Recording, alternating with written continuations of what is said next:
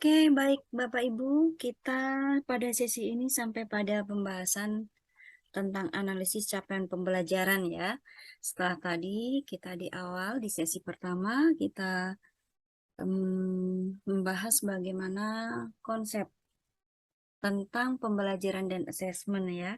Di awal tadi di pembuka sudah saya sampaikan pula bagaimana strategi mempelajari kurikulum merdeka agar Bapak Ibu lebih mudah memahaminya.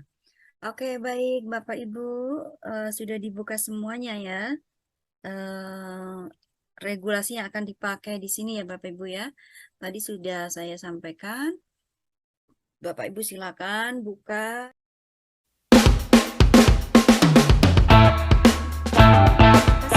Capaian pembelajaran itu perlu dianalisis. Bapak Ibu tahu kan, CP itu panjang ya, nggak seperti dulu KIKD. Kan kalau dulu itu waktu kurikulum sebelumnya kita mengenal ada KIKD ya Bapak Ibu ya. Tidak nomenklaturnya KIKD, tetapi capaian pembelajaran. Nah, capaian pembelajaran ini terkait erat dengan latar belakang kenapa kurikulum Merdeka ini ada. Salah satunya adalah karena banyaknya hilangnya tentang pembelajaran. Ada learning loss ya. Learning loss inilah yang kemudian berimplikasi pada istilah ini, capaian pembelajaran. Nah, ini ada kaitannya kalau dikaji secara akademis ya. Oke, baik Bapak Ibu.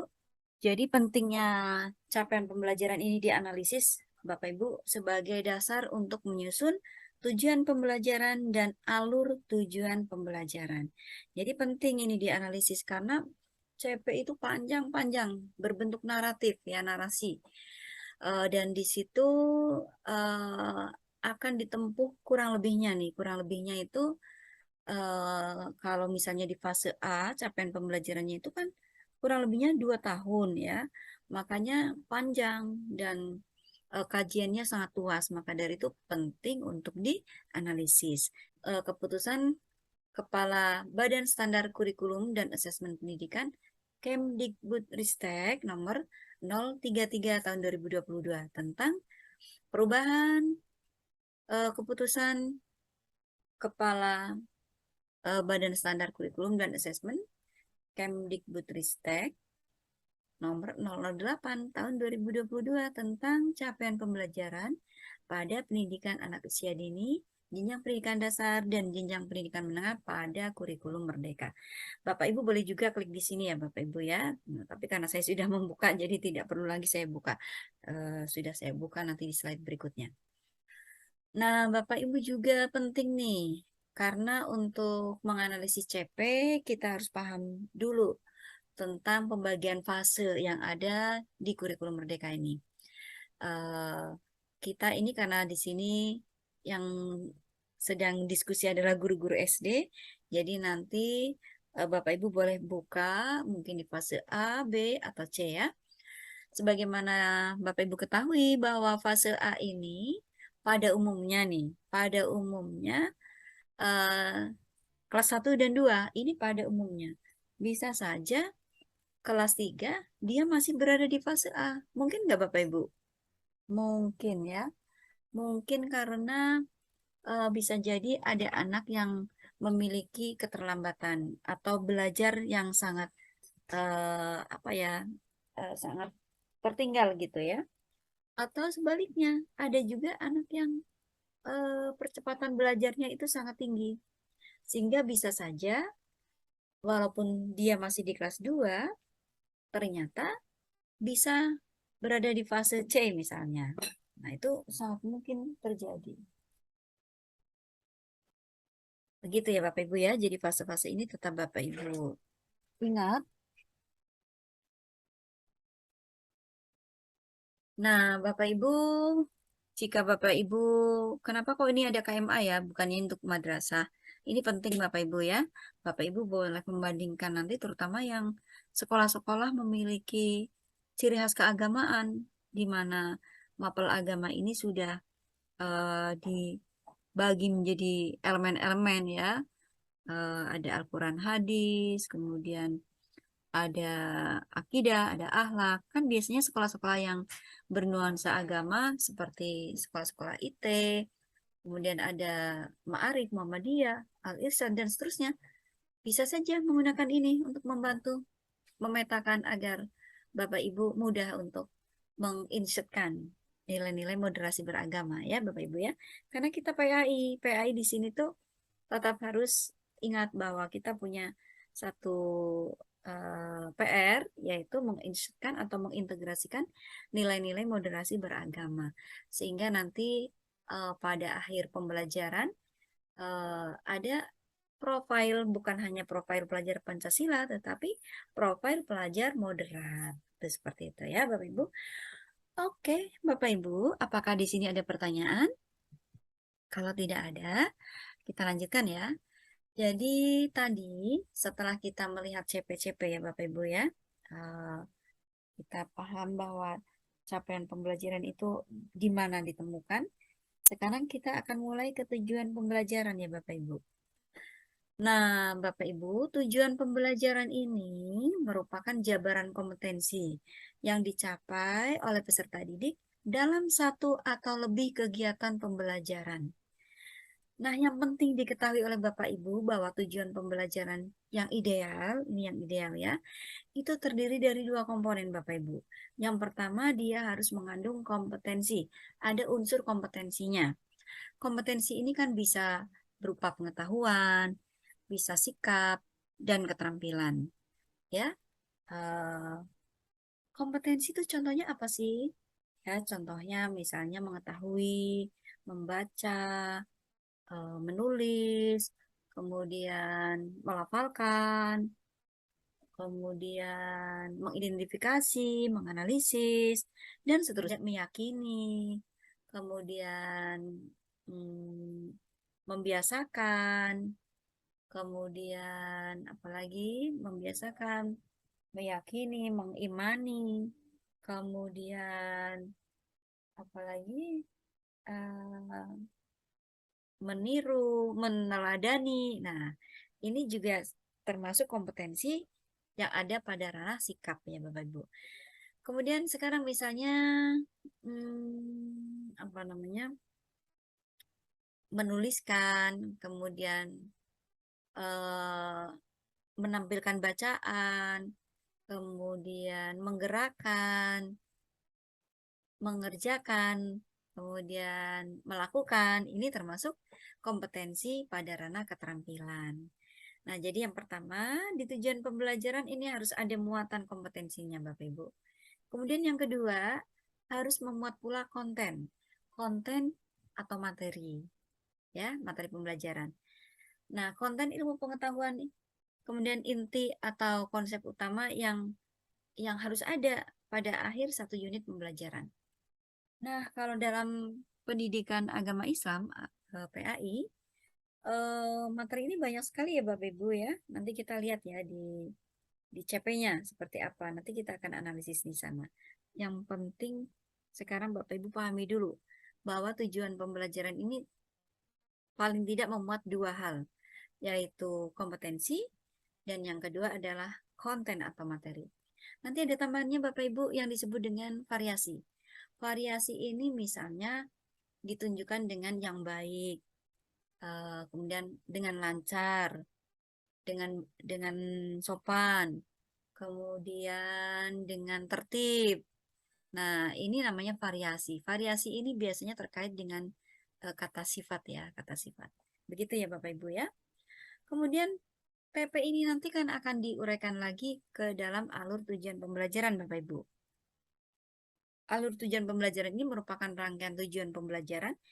Jadi tujuan pembelajaran itu dirangkai-rangkai. Itu namanya alur tujuan pembelajaran. Jadi dirangkai-rangkai agar tersusun secara sistematis dan logis menurut urutan pembelajaran sejak awal hingga akhir suatu fase. Jadi di sini hierarkis gitu ya, tidak meluncat-meluncat, tidak eh, tidak acak gitu, harus berurutan. Oke. Nah, kriteria alur tujuan pembelajaran. Jadi alur tujuan pembelajaran ini paling tidak memuat kriteria seperti ini Bapak Ibu, ya, memiliki kriteria. Yang pertama, menggambarkan urutan pengembangan kompetensi yang harus dikuasai oleh peserta didik. Jadi ada urutan pengembangan kompetensinya. Misalnya begini, anak itu biasanya bisa membaca dulu apa bisa mengenal dulu, Bapak Ibu? Mengenal ya. Jadi secara hierarkis anak itu mengenal baru nanti bisa menyebutkan, kemudian membaca dan seterusnya. Itu yang namanya pengembangan kompetensi, urutan pengembangan kompetensi. Nah, kemudian alur tujuan pembelajaran dalam satu fase menggambarkan cakupan dan tahapan pembelajaran yang linier dari awal hingga akhir fase. Jadi artinya dalam satu fase ini cakupan dan tahapan pembelajarannya itu linier ya dari awal hingga akhir fase. Eh, jadi ya hierarkis ya, linier gitu. Kemudian ATP atau alur tujuan pembelajaran pada keseluruhan fase menggambarkan cakupan dan tahapan pembelajaran yang menggambarkan tahapan perkembangan kompetensi antar fase dan jenjang. Maksudnya begini. Jadi alur tujuan pembelajaran itu menggambarkan cakupan tahapan pembelajaran. Jadi perkembangan kompetensinya itu urut gitu loh, urut antar fase dan jenjang. Jadi dari fase A misalnya akan tersusun rapi gitu, jangan buncat-buncat dari B kemudian turun lagi ke A dan seterusnya. Seperti itu ya Bapak Ibu. Oke, nah kemudian sekarang gimana sih caranya merumuskan TP dari CP agar efektif? Yang pertama, Bapak Ibu merujuk pada kompetensi yang tercantum pada CP. Ini seperti ini ya, langsung saja ya. Iya, nah ini saya langsung buka ini ya Bapak Ibu ya. Ini capaian pembelajaran pada setiap fase nih. Ini pendidikan agama ya, ini Bapak Ibu nih, pendidikan agama Islam dan budi pekerti. Saya akan langsung membuka di sini fase A Bapak Ibu. Fase A ini pada umumnya ingat, pada umumnya untuk kelas 1 dan 2 pada umumnya ya.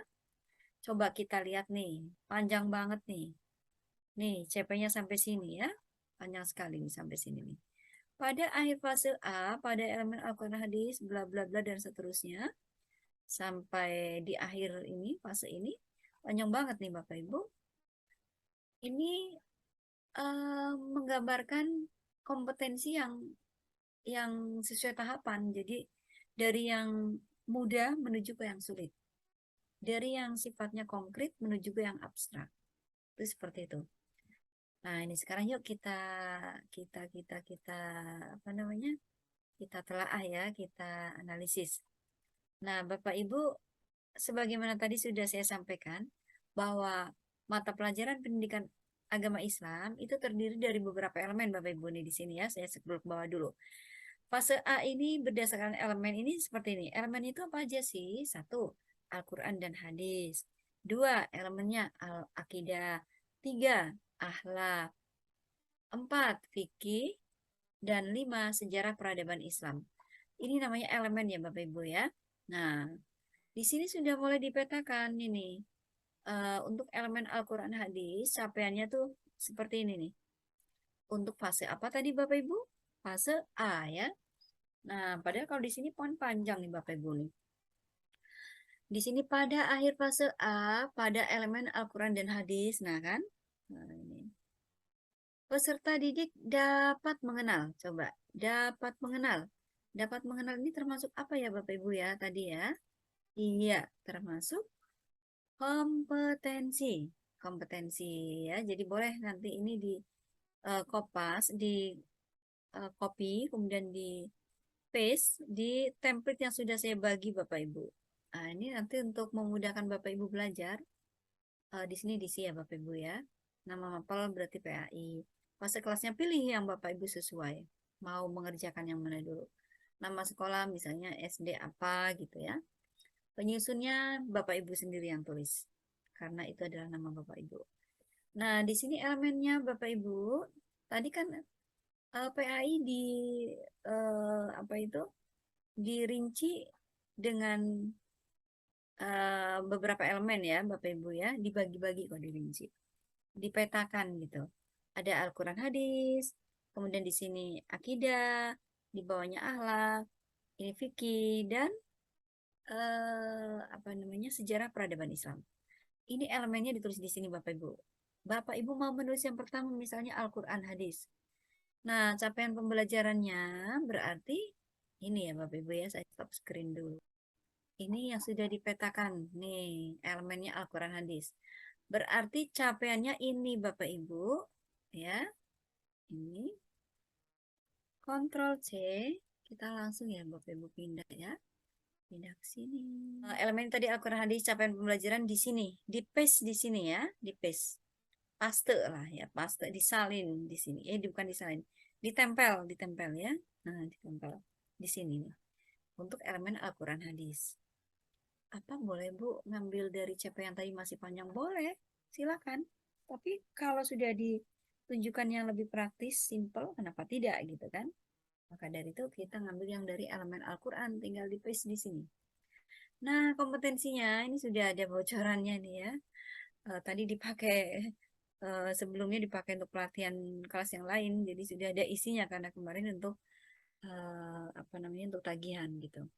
Kompetensi tadi di dalam CP-nya itu ada mampu mengenal ya Bapak Ibu ya. Mampu mengenal huruf hijaiyah katanya.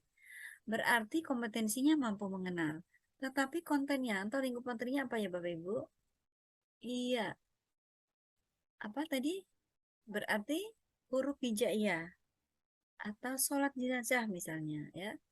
Jadi di sini menggambarkan materinya apa yang akan dicapai oleh ini CP gitu ya.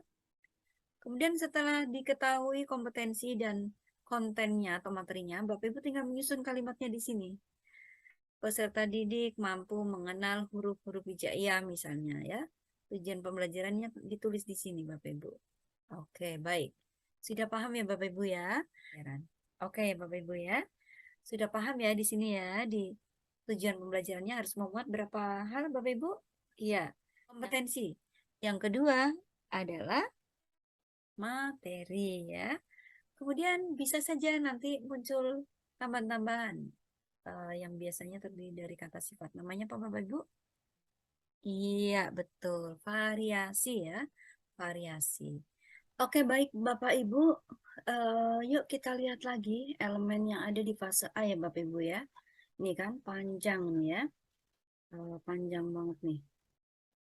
Jadi ini fase A ini yang panjang ini di sini di bawah sudah dipetakan berdasarkan elemen Bapak Ibu.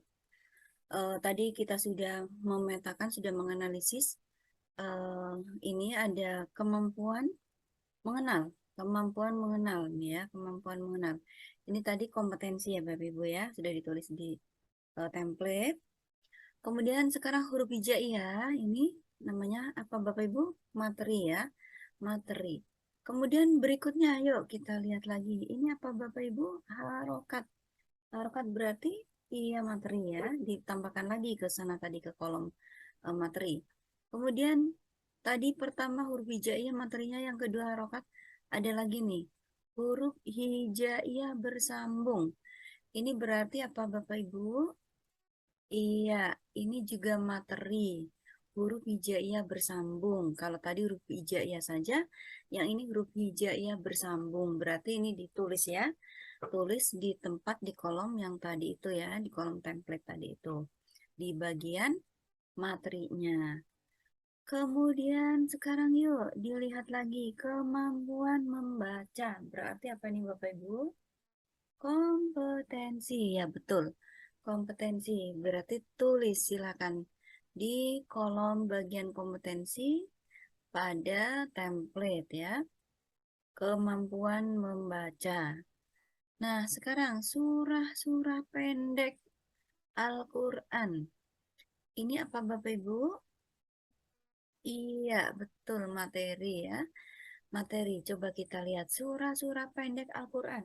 Ini berarti materinya banyak nggak di sini? Banyak sekali ya, surah-surah pendek kan itu ada banyak sekali. Yang mau dipilih yang mana? Nah, kemudian ada yang sekarang nih, dengan baik Bapak Ibu. Dengan baik apa di sini? Dengan baik adalah variasi. Betul ya, variasi.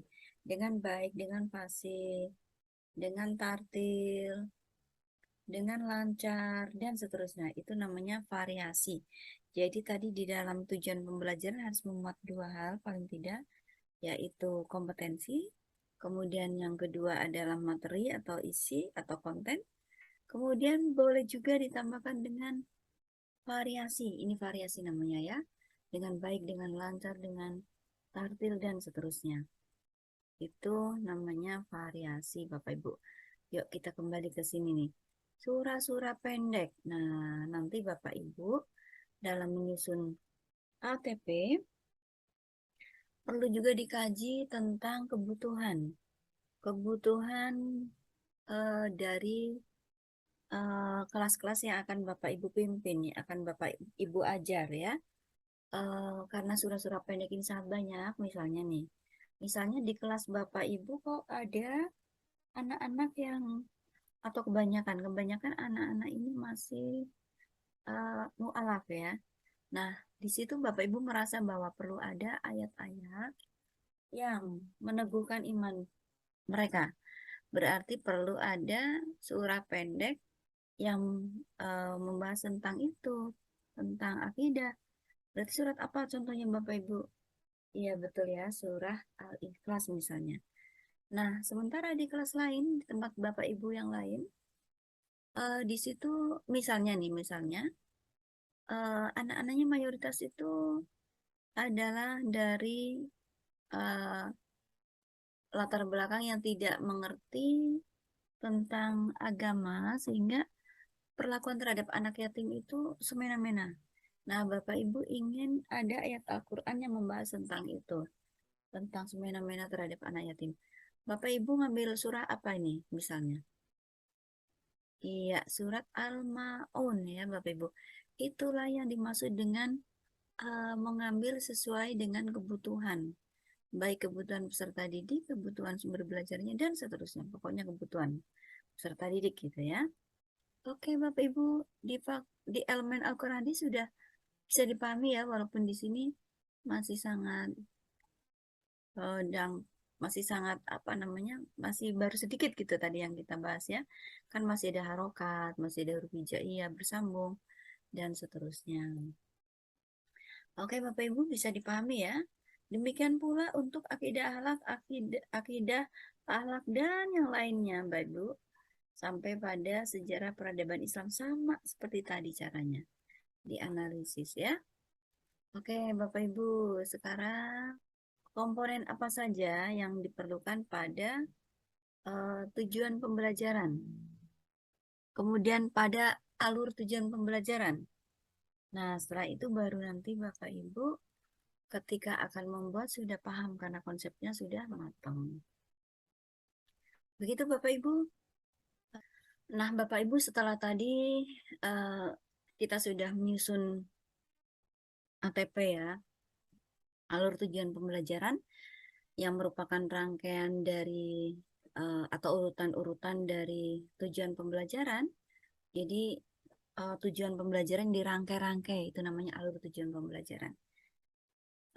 Sekarang kita ke modul ya Bapak Ibu ya, ke modul. Tapi jangan jangan terlalu risau ya Bapak Ibu. Kalau ditemui, kok template modul itu sering ditemukan bermacam-macam ya. Yang satu dengan yang lainnya berbeda gitu ya. Jadi yang paling penting dipikirkan oleh Bapak Ibu adalah paling tidak kerangka dasarnya dulu. Atau ibarat baju itu pola dasarnya. Atau kalau orang bikin roti itu bahan dasarnya gitu. Ini pola dasarnya ya. Atau komponen utamanya gitu kalau dalam modul ini. Jadi yang penting komponen utamanya itu sudah ada di situ. Yang pertama informasi umum ada ya. Kemudian yang berikutnya komponen yang kedua adalah komponen inti ya. Komponen inti ini terdiri dari ya tujuan pembelajaran, pemahaman bermakna dan lain-lain. Nanti kita rinci satu persatu ya. Kemudian komponen yang berikutnya itu lampiran Bapak Ibu. Nah, yuk sekarang kita akan bersama-sama mengisi template ini atau kita mengkaji atau kita menganalisis template ini Bapak Ibu. Jadi pada informasi, ini dulu ya. Modul ajar diisi nomor modul ajar. Kalau Bapak Ibu sudah menuliskan sebelumnya, berarti sudah bisa langsung mengurutkan ya Bapak Ibu ya.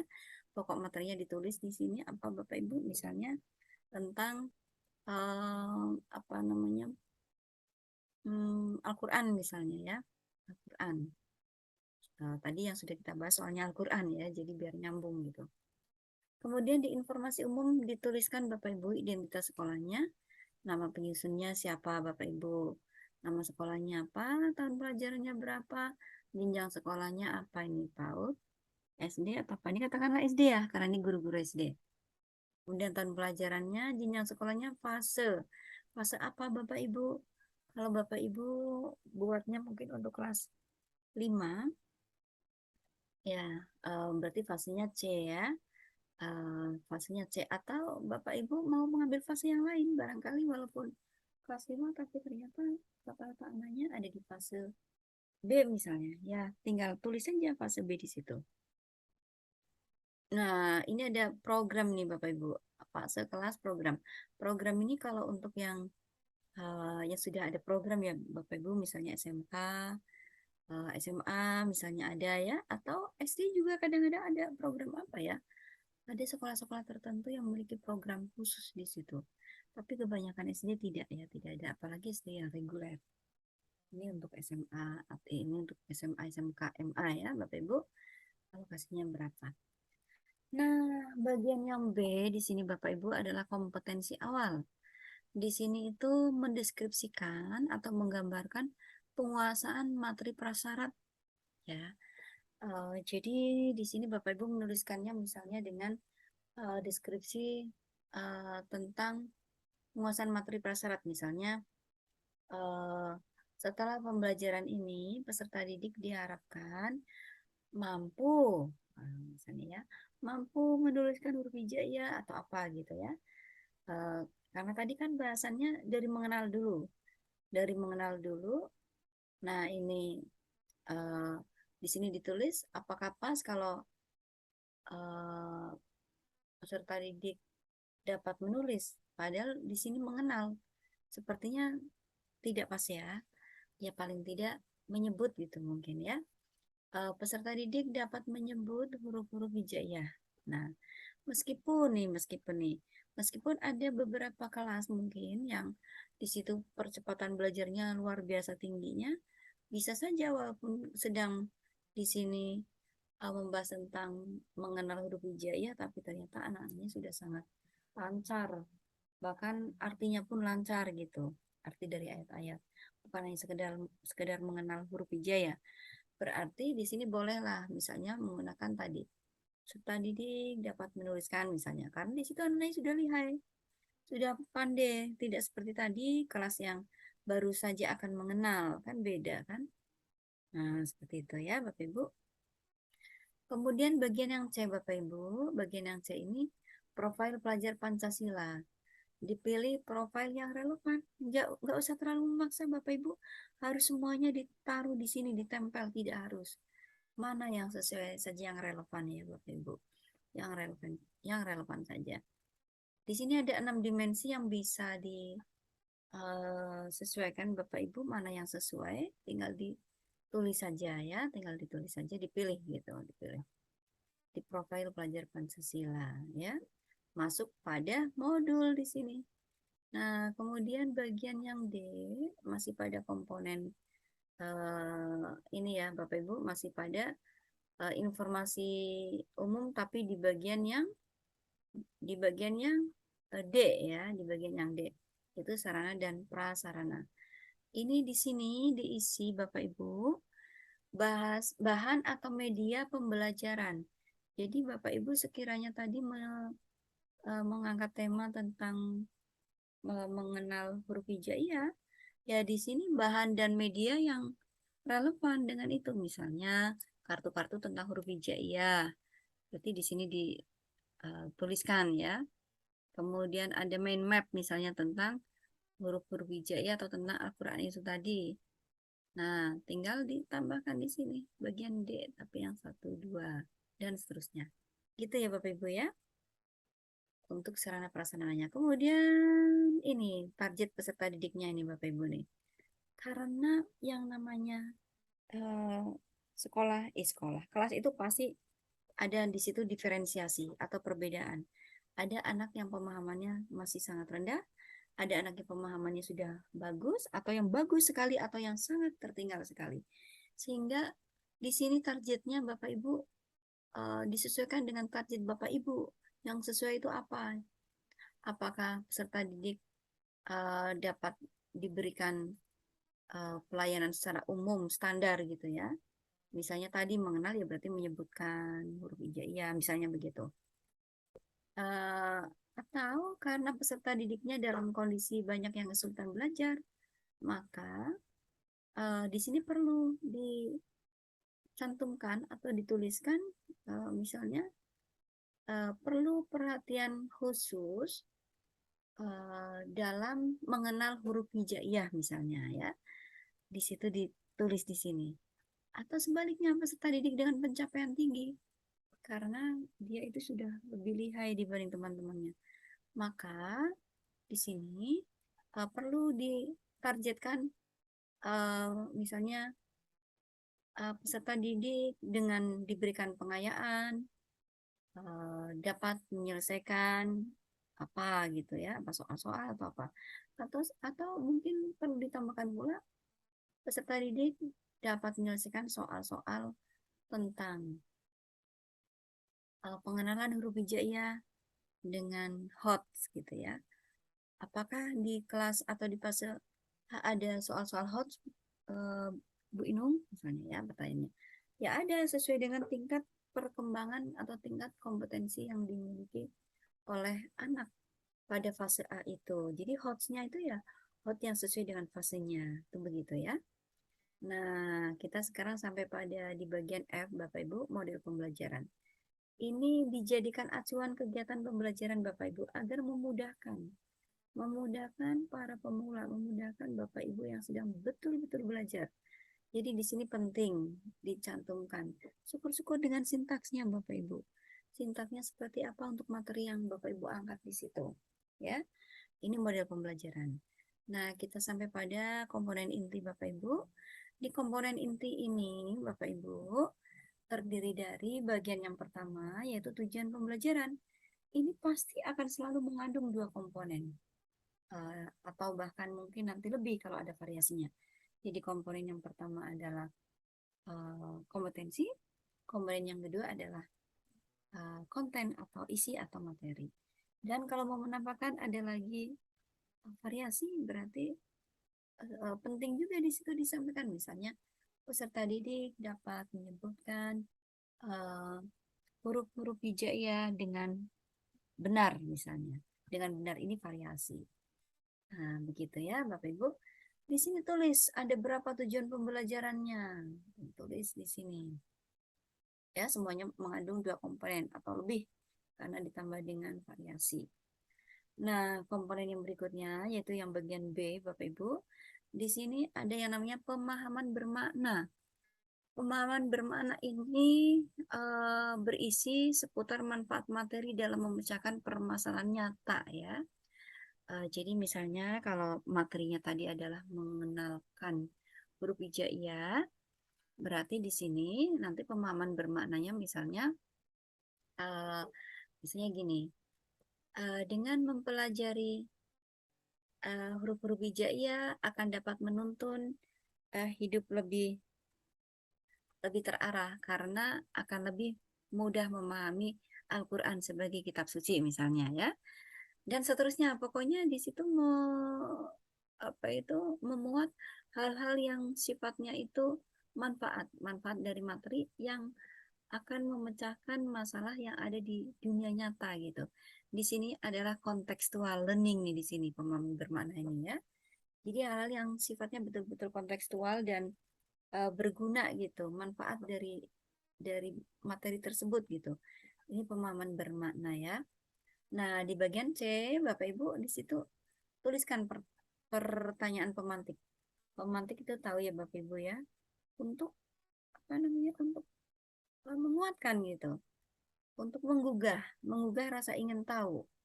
menggugah agar dia senang belajar, menggugah agar dia itu semangat belajar. Nah, ini pertanyaan romantik misalnya begini.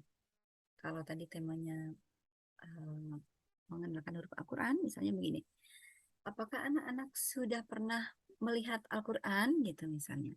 Atau apakah anak-anak sudah pernah melihat surat-surat pendek yang ada dalam Al-Quran misalnya? Nah, ini contoh dari pertanyaan pemantik Bapak Ibu, ya. Kemudian di bagian D, Bapak Ibu, ada kegiatan pembelajaran ini seperti yang sering Bapak Ibu buat, misalnya pada saat kurikulum sebelumnya juga sama ini seperti itu ya. Hanya di sini nanti Bapak Ibu penting karena modul ini uh, tidak seperti RPP pada saat yang lalu yang hanya mungkin memuat beberapa kegiatan pembelajaran barangkali malah satu gitu ya.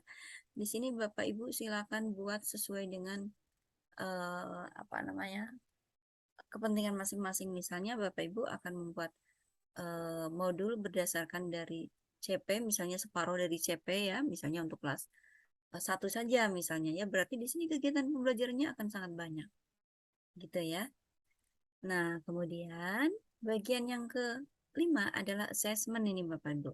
Assessment ini terdiri dari tiga Bapak Ibu. Yang pertama, assessment yang dilakukan pada awal tahun pelajaran atau sebelum pembelajaran. Nah, ini juga ada dua, bisa berupa assessment diagnostik kognitif dan non-kognitif. Yang diagnostik kognitif contohnya, Bapak Ibu, seputar materi. Misalnya begini, eh, anak-anak sudah mengenal huruf hijaiyah, misalnya di sini menggunakan multiple choice ya Bapak Ibu. Jawabannya misalnya A, huruf alif ba misalnya. Bagian B, huruf apalagi, bagian C apalagi. Nanti anak-anak akan milih. Kemudian nomor berikutnya misalnya, eh, apakah anak-anak sudah mengenal atau harokat yang sudah dikenal oleh anak-anak? Pilihannya A misalnya, harokat fathah, kasroh. Di bawahnya lagi misalnya kasroh, doma. Bagian yang C misalnya, sudah mengenal semua harokat misalnya. Itu seperti itu ya. Di sini akan tampak nanti akan ada diferensiasi Bapak Ibu. Perbedaan kompetensi yang dimiliki oleh anak-anak. Nah, ini nanti akan sangat berguna Bapak Ibu untuk mentreatment anak-anak dengan materi yang seperti apa gitu. Atau dengan pemahaman materi yang sampai pada level apa gitu. Itu gunanya dari assessment diagnostik kognitif Bapak Ibu. Nah, sekarang assessment diagnostik yang bersifat non kognitif Bapak Ibu, contohnya begini ya. Contohnya begini. Pertanyaannya, apakah anak-anak senang belajar di dalam ruangan? Nah, contohnya lagi, apakah anak-anak senang belajar dengan di luar kelas? Misalnya, jawabannya iya atau tidak gitu, atau pilihan gitu ya, atau pilihan. Pilihan yang misalnya peserta didik atau anak-anak lebih suka belajar di pilihannya A, misalnya ruangan, B di luar kelas, C misalnya dengan cara sendiri gitu ya, dan seterusnya. Pokoknya hal-hal yang sifatnya di sini itu kesiapan psikologis anak-anak untuk belajar ya, atau hal-hal yang sifatnya eh, sosial emosional gitu. Itu tadi misalnya belajar diiringi musik. Ini menggambarkan nanti di sini ada variasi atau diferensiasi tentang eh, karakteristik peserta didik. Misalnya anak-anak dengan kecenderungan naturalis, dia pasti akan menjawab senang belajar di luar kelas. Anak-anak yang memiliki kecenderungan musikal, dia akan menjawab saya senang belajar jika diiringi dengan musik misalnya. Seperti itu teman-teman. Ingat ya bahwa ada berbagai macam gaya belajar, ada berbagai macam kecerdasan, eh, bahkan kita melihat ada 8 dan seterusnya gitu ya. Di situ akan sangat berpengaruh terhadap assessment di sini. Itu tadi assessment diagnostik Bapak Ibu ya. Pertanyaan seputar itu. Nah, sekarang asesmen formatif Bapak Ibu. Asesmen formatif ini asesmen yang dilakukan pada saat kegiatan pembelajaran. Jadi kalau tadi kegiatan pembelajarannya ada 4, ya di sini perlu asesmen formatif minimal nih, minimal 4. Itu minimal banget, minimal. Karena asesmen formatif ini bisa saja dilakukan bukan hanya sekali gitu, ya. Oke. Berarti di sini pertanyaannya asesmen formatif ini ya seputar materi ya Bapak Ibu ya. Seputar materi. Sampai di mana pemahaman materi itu. Kemudian yang berikutnya masih di bagian asesmen adalah asesmen sumatif. Asesmen sumatif di sini dilakukan setelah beberapa tujuan pembelajaran atau beberapa pertemuan selesai dilaksanakan. Atau bisa dilaksanakan pada akhir modul misalnya. Di akhir pembelajaran gitu ya. Itu asesmen sumatif. Jadi kalau di sini mungkin sudah tidak asing lagi buat Bapak Ibu karena pada kurikulum yang sebelum ini pun sudah eh, apa itu sudah sering dilakukan gitu ya asesmen sumatif ini. Nah, komponen modul berikutnya Bapak Ibu masih di komponen inti yaitu bagian pengayaan dan remedial. Nah, untuk bagian pengayaan ini diberikan kepada peserta didik dengan capaian lebih dari kriteria ketercapaian tujuan pembelajaran. Jadi lebih dari di atas rata-rata gitu. Di atas rata-rata.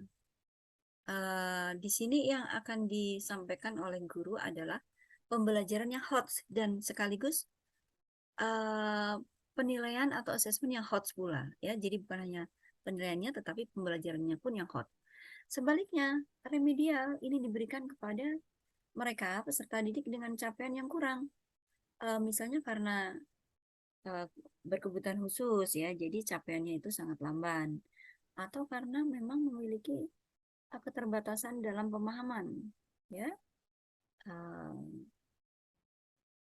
di sini berarti perlu ada materi-materi yang digunakan untuk treatment terhadap mereka-mereka yang memiliki hambatan dalam belajar, ya. Bapak Ibu seperti itu. Kemudian baru yang berikutnya komponennya adalah refleksi peserta didik dan guru. Nah, inilah Bapak Ibu poin inilah yang pada saat kurikulum sebelum ini jarang sekali dilakukan oleh Bapak Ibu guru, ya. Nah, di sini penting sekali di sini Bapak Ibu. Di sini berupa pertanyaan-pertanyaan yang sifatnya reflektif Bapak Ibu. Untuk bahan refleksi gitu loh, ya. Baik untuk peserta didik maupun untuk gurunya. Nah, seperti itu. Uh, Pertanyaan-pertanyaannya di sini menggambarkan sesuatu yang apa ya, sifatnya nanti untuk perbaikan gitu. Perbaikan baik peserta didik maupun gurunya. Nah, komponen yang terakhir ada lampiran Bapak Ibu. Lampiran di sini bisa berupa lembar kegiatan peserta didik, ya. Misalnya kalau ini tidak harus satu ya, boleh 2 dan seterusnya. Kemudian lampiran berikutnya bahan bacaan guru dan peserta didik. Ini diurutkan sesuai dengan materinya ya Bapak Ibu ya. Bahan bacaannya ini kan banyak nih Bapak Ibu. Sumber referensinya mungkin banyak gitu ya. Kemudian yang berikutnya, komponen berikutnya adalah glosarium. Di sini berisi daftar definisi dan istilah-istilah yang sulit yang barangkali kalau ditulis di sini akan membantu para pembaca modul ini. Gitu ya Bapak Ibu. Dan yang berikutnya adalah daftar pustaka. Selesai deh Bapak Ibu, inilah eh, template modul yang bisa saja pada template-template yang lain akan berbeda. Tetapi intinya adalah dalam modul itu ada komponen-komponen yang memang menjadi, kalau ibarat orang ibadah itu rukunnya gitu ya. Rukunnya. Jadi komponen-komponen yang memang harus ada gitu. Begitu ya Bapak Ibu ya, kita sudah sampai pada pembahasan modul walaupun melalui template ya. Begitu Bapak Ibu, mari kita belajar terus. Bapak Ibu banyak-banyaklah membuka belajar.id, di situ ada Merdeka Mengajar, kemudian ada di bagian uh, Merdeka Mengajar ini, di situ ada assessment, ada apa namanya, ada perangkat ajar, ada karya nyata, dan seterusnya Bapak Ibu. Kalau Bapak Ibu sering buka-buka, maka Bapak Ibu akan sangat mudah mengerjakan modul ini. Begitu Bapak Ibu, kita akan bertemu nanti di sesi berikutnya ya Bapak Ibu ya. Jangan lupa teruslah sering mencoba atau sering-seringlah mencoba. Terima kasih atas perhatiannya. Wassalamualaikum warahmatullahi wabarakatuh.